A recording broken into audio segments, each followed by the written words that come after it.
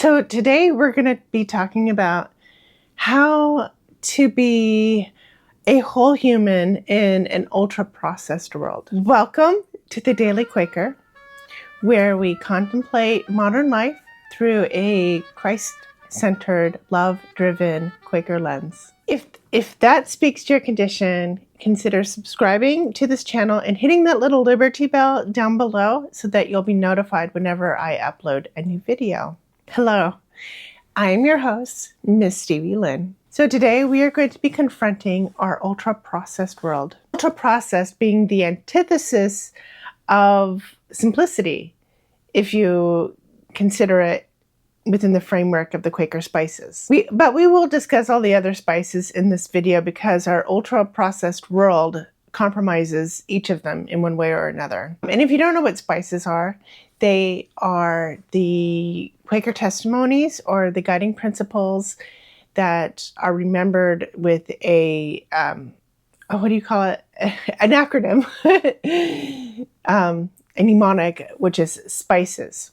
So S is for simplicity, P is for peace, I is for integrity, C is for community, E is for equality, and S is for stewardship. We all know what ultra-processed food is, right? It's this concoction, this super appetizing concoction of fat, salt, and sugar that was intentionally created to exploit our primitive cravings. And so while none of us have ever had to forage or hunt for our food, not like, for any long-term survival, I'm sure none of us have, unless you're Inuit. I'm sure you can imagine how fat and sugar and salt, I don't even know if it's salt, but I know it's like fat and sugar, how that has motivated our ancestors to pursue sustenance. I mean, today we pursue money. They pursued their nourishment, and and it had to taste good. It had to be pleasurable. You can think of it as the paycheck of the time. That's the paycheck motivates us to work now.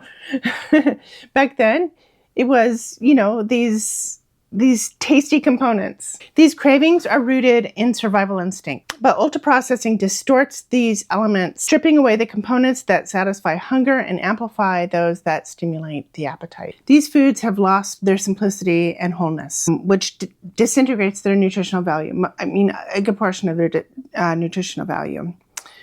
So, do you see how I stuck integrity in there? Disintegrates. I don't think these foods are the truth. And I think that it is a point of integrity that we actually recognize this. They are not the truth because they hack our biology rather than nourish it. And these foods are also ubiquitous and inexpensive thanks to subsidies and their long shelf life and a few other things. They're the most affordable foods in terms of time and money. So if you are the hardworking poor, you're likely going to eat a lot more of it than other people might. So it's an equality issue, but it's also a community issue because quick and easy anytime meals that can be had, in front of a TV or computer or whatever has led to less gatherings around like a dinner table. Today's processed fare has also bypassed the natural process of procuring food, offering convenience over nourishment. So the paleo lifestyle shouldn't just be, about whole foods and high protein. It also should be about the labor involved in obtaining this food. Like people used to hunt, forage, garden, and even shop together, which also makes this a community issue, because ultra-processed food is leading to us doing less things together, less things as a team. We're not cooperating as much. It's what our government wants us to do. I mean, I won't get into it now, but the U.S. government has actively disrupted subsistence lifestyles in order to kind of force them or push them into the mainstream economy. And I'm thinking about like Appalachian communities, and I think that's going to be another video that I will do soon. But I just want to point out that unprocessed living or subsistence living or homesteading is an active threat to the powers that be. And therefore, it is an act of resistance. Big food deliberately manipulates our survival instincts to maximize profits, leading to chronic illnesses that feed into big pharma. A cycle where there's a diagnosis and pill for every ailment, including those stemming from the appetites created by ultra-processed food, big food, which is actually terrible for our national community. So let's now consider, I don't know if I could say it, I'm going to say pornography. I'm not sure if I could say the P word. So let's consider pornography. What is it? It's ultra-processed schmecks. Lacking the rich emotional nutrients found in genuine intimacy between two people who are in love. The diluted version of connection that just leaves us emptier each time. Because it's a facsimile of the real thing, it lacks integrity. It's a lie. And it discourages socializing. In fact, it can be an addiction that encourages a solitary life, a life of no motivation as well. I mean, you're just...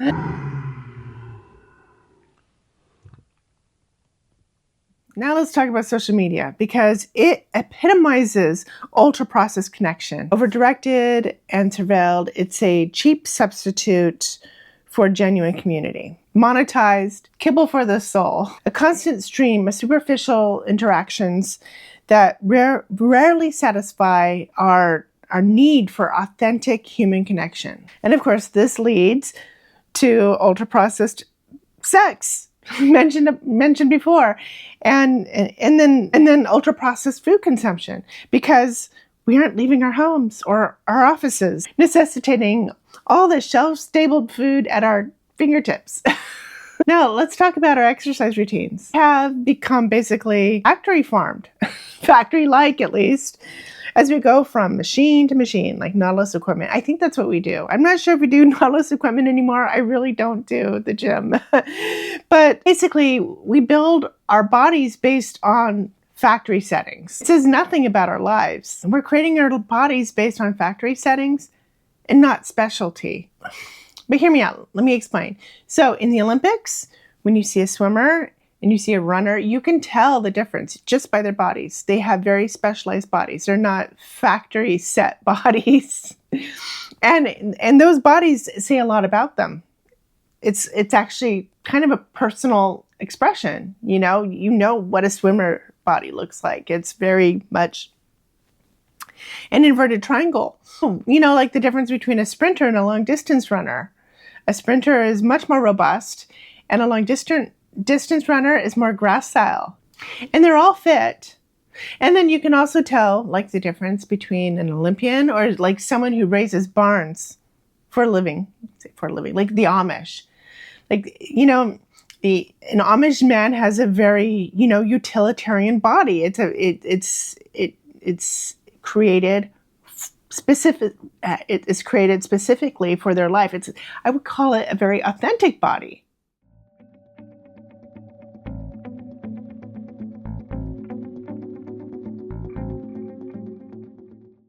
Like the shape of your muscles, the shape of your body, it says a lot about your life, or it should say a lot about your life.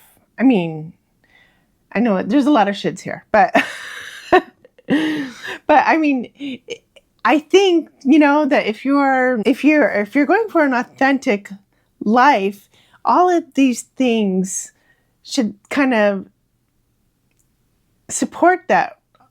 Otherwise, you take a trip down Uncanny Valley, I mean, in a weird way. It's like things don't exactly fit. Like, a bodybuilder in a cubicle it just seems like it's giving mixed messages. Maybe I'm just off. I really wish my coffee cup was like right-handed so you could see my pretty birdie.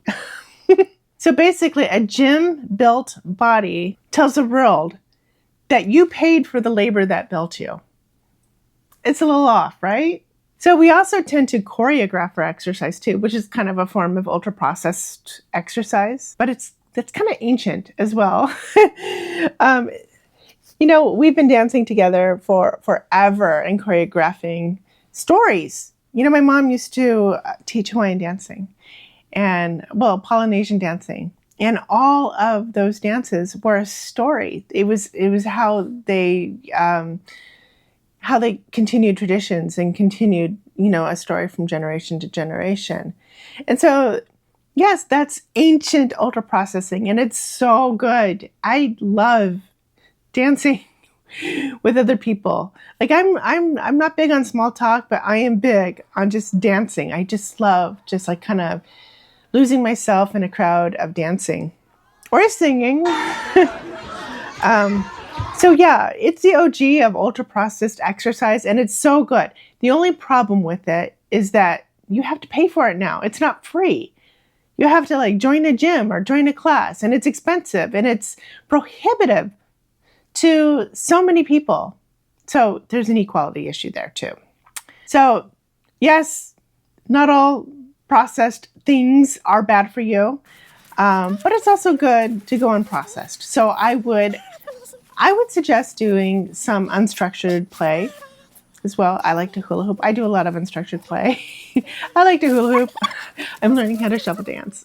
The constant inflammation from our poor diets and the weight we carry, lack of human touch, and the algorithmically managed friendships are bound to make us depressed. So we turn to ultra-processed therapy. It's going to get better. We're going to so a phone call away where you can this is not leading into better health, I promise you. This is not leading into a commercial. A phone call away where you can like literally dismiss your therapist the moment you disagree with them, or when they place the responsibility on you. And that has all kinds of issues too. But there's a lack of accountability there. And even churches have become hyper stimulating. They've always been pretty stimulating. I mean, a lot of like the Catholic Church, just the structures and the stained glass and all the rituals and everything, the music, it's pretty stimulating. But now we have like these community churches with the big bands and like rock bands that I guess they tour, that they have their own record deals. And they're very hyper stimulating to compete with our ultra processed world. But like the Catholic Church wasn't competing with our ultra processed world. It was the ultra processed world that was so beguiling. It actually attracted people to it. It's one of the reasons why Quakers are not into that. So after consuming all of these ultra processed experiences, do we not become what we consume? This is a world where our most essential human experiences are offloaded or streamlined for instant gratification and profit, where convenience and discomfort are barely tolerated. How do we even grow like that? James 1:2-4. Consider it pure joy, my brothers and sisters, whenever you face trials of many kinds, because you know that the testing of your faith produces perseverance. Let perseverance finish its work so that you may be mature and complete, not lacking anything. So I think this verse specifically talks about like spiritual perseverance, but I also think that it's a template that it also applies to any kind of perseverance, to, physical perseverance, mental perseverance, everything. And if you're not challenging yourself in any sort of way, you're not developing any kind of perseverance or endurance or fortitude. You're not growing. I mean, how do we even discover our own abilities if we're not even being challenged, if we're not even being pushed to do the hard things? I think this is by design. So how do we even discover our own abilities if we're not even being challenged, if we're not challenging ourselves? How does a lab rat know about being a rat? I really want a life that matters. Don't you? I don't want a life that is packaged for the overconsumption of a few billionaires who will use it to build kingdoms of useless gold. What is the use of gold? Rather than heaven on earth for all of us. I mean, whom do we want to serve? Musk? or God. So today we are going to discuss how we can retain the wholeness, the holiness of humanity in an ultra-processed world and resist the shrink-wrapped status quo. So I'm going to give you 5 different suggestions. So grab yourself a pen and paper because you're going to want to jot these down. So number 1, I wrote them down too. Remove ultra-processed foods from your home. So we're starting with the foods. The snacks, the frozen food. Most people's diets consist of 70% ultra-processed foods. We need to reduce that number. We need to invert that number to 30% ultra-processed foods. Doesn't mean you can't have them.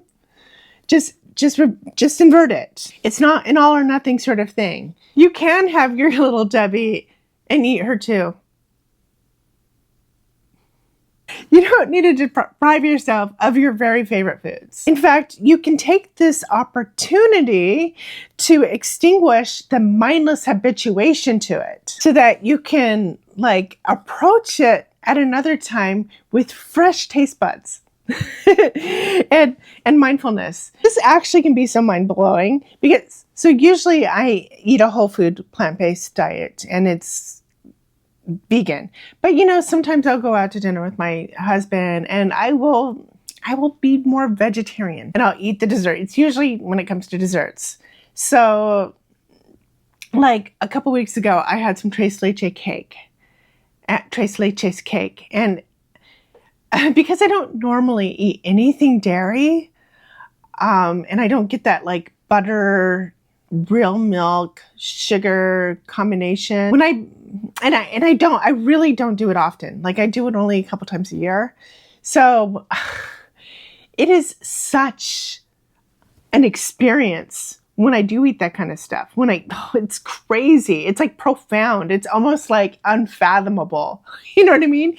If you eat that stuff all the time, you're used to it. But if you barely eat that stuff, it's quite an experience. I mean, it's really it almost feels like a spiritual experience. It's crazy. So I highly recommend, not giving yourself your favorite things all the time. When you do decide to have something like that, approach it with your fresh taste buds and, a very intentional mindset and just savor every bit of it. It's just, it's so good. Back to not eating ultra-processed foods. You could do this without taking a lot of time. It doesn't take a lot of time to steam vegetables and starches and quickly cook a protein. As I said, I'm plant-based, so I eat a lot of tofu. I eat a lot of beans. I make pots of beans all the time, which I have all week long. Simple pots of beans that I, make Chipotle bowls and all kinds of things.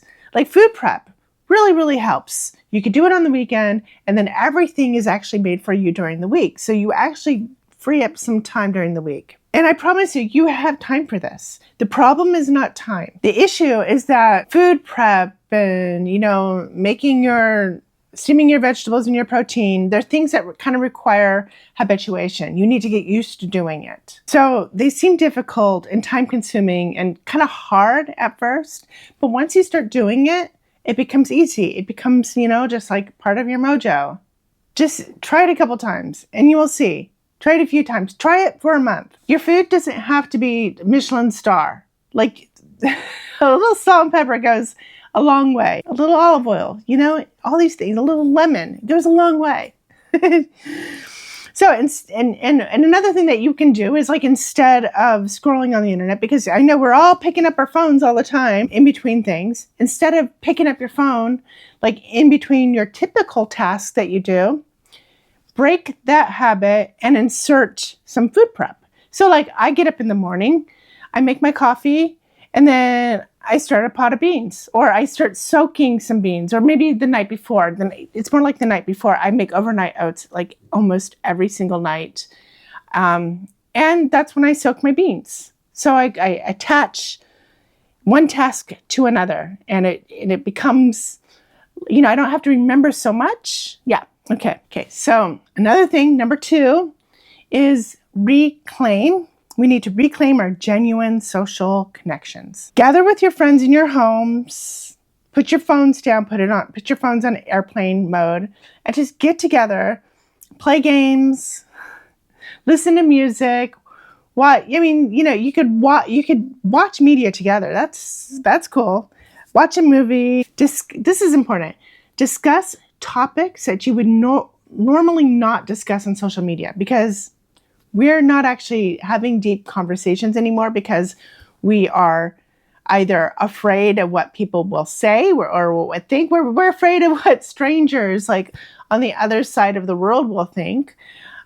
Or the algorithm just doesn't reward these conversations. So you need, to host some parties, create a safe space for friends from all walks of life, from different ideologies. Create a safe space so that you can actually talk about things that you normally wouldn't talk about, on the internets. You can also collaborate with people, collaborate on creative projects, or I had a friend who would just invite me over and we would just do scrapbooking, or we would do creative projects. We weren't really collaborating. We were doing our own thing. But no, actually, she took them all and then she displayed them. What was it? It was for something. I can't remember, but it was for a party. It was decor for a party. Yeah. And it was so good. And it was the best time for me. It's really good for someone like me who is an introvert, but would much rather work with someone than just sit and talk with them. So actually this is something I'm not very good at, to be honest.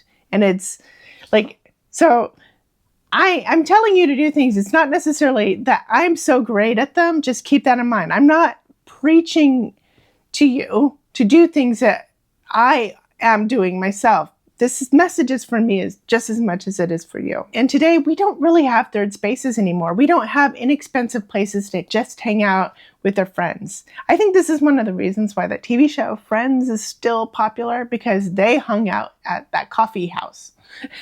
They probably spent 50 cents for a cup of coffee that they could refill, maybe $1 for a cup of coffee that they could refill for 25 cents, and they would just stay there all day. I used to do that back in the day. I used to meet so many people, and it was cheap. I could have so much for $2, $2 that I would literally scrounge in the sofa. We don't have those spaces anymore. So we need to create them. We need to create them in our own home, or join clubs, quilting clubs, calligraphy clubs. I don't know what that came to mind. I have more clubs I want to talk about, but that's in the next thing. Anyway, let us all know in the comments if you belong to any clubs yourself, and share that experience and what you think of it, and how you got into it, because I think that would be really helpful for all of us. Okay, so as we were talking about choreographed dancing, this is number 3. Engage in physical activity with others. Join free running clubs or walking clubs or hiking clubs. Partner with a friend to go for a hike. This is a cheap way to connect with someone. And it's funny when you get the blood flowing, lower your inhibitions, and it's when a lot of creativity emerges, because you are, I don't know the science behind it, but you're less self-concerned, and you're more likely to just kind of let yourself be free in your mind. And I think that happens even, when you're walking with a friend. You're just more likely to just kind of fully, honestly express yourself. But I think it's really great to make exercise a social activity. And there's so many other things you could do, obviously, like golf or skiing. Those are expensive, though. Tennis, another expensive thing. But you go get a cheap raft and go hang out in the river with your friend. I see people do that all the time. That looks like so much fun. And also, when you do go on a first date, consider meeting up in a busy park instead of going to a coffee house or getting dinner. Just meeting up in a busy park and going for a walk. Because even if you don't have anything to say and it's awkward, you're still walking. You can still point at things and say, look, bird. Things you can people watch. You know what I mean? And, you get to see how someone is like in the wild. Like, what are the things they pay attention to? Because that's important. Okay, so editing Stevie here. I ran out of space on my computer.